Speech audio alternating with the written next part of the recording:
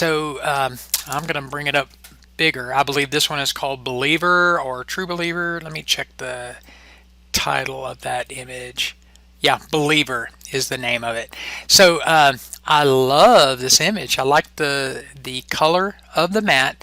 It matches well with, excuse me, matches well with the color of the background.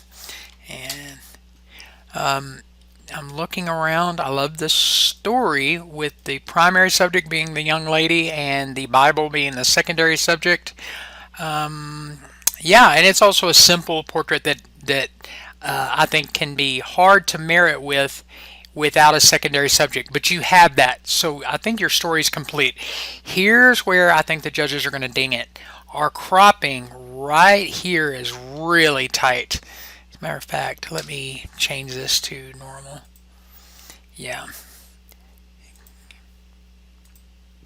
Yeah. Really tight crop down here.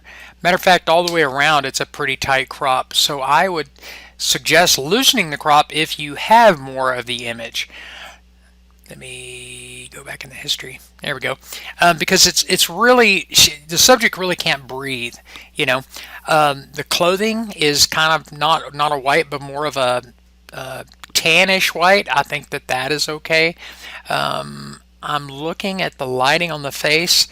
The fact that she's broadlit, excuse me, I'm trying to move my cursor around. The fact that she's broadlit, I think, could be a problem. Even though I do see a triangle of light on that cheek, I think that's fine. And I love the fact that we have one catch light in each eye. I think that's great. But I think broadlit can be a problem, especially with females. If you've got more from this session, I probably would consider looking at those. This one has got a lot of issues. Look at the size of her ear along with the rest of her face, and she may very well have looked that way, but from this standpoint it just looks like it takes up so much of her face. Now I'm going to look a little closer at the eyes on this one than I did in the previous one.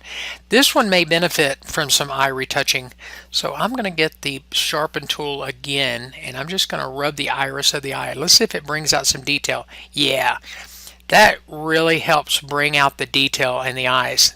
Here you go. You see the difference, how now you can see some of those striations, and sharpening does add noise, but in this particular instance it's a good thing. Another thing I would do is dodge the back side of the eye. Well, what's the back side of the eye? It is the eye opposite the main light. So we're gonna bring that up just a touch. Okay, now look at the difference in the eyes. Now they have much more of a glow to them. So let's go back and look at the difference. Look at the difference in the eyes. See, that really makes a difference. So I learned that little trick from Sandra Pierce years ago. Sharpen the iris of the eyes and then dodge the area of the iris opposite the main light. So that's going to give us some finishedness to the image. Okay, so I'm going to look over it one more time. Here's another thing that I think that judges are going to ding. Let me close this other image. The matte, even though the color is there, the rock hard texture in the matte really doesn't flow with the image. We've got this beautiful young lady that's very young, but these textures in the matte are very hard. If we could diminish that or show it more as a faded out texture, I think that would help considerably. Right now it's too hard. It would go more with a monster truck or a car or something like that. Not so well with a young female subject. So let's recap. The cropping of the image is pretty tight. We'd need to do something with the eyes. Broadlit is just broadlit. If you have another image where she's not broadlit, I would consider using it. And then soften the texture or lessen the texture on your matte, and that's going to help you get you closer to that 80. If you could do all of those things, I think that we're right on the cusp of merit.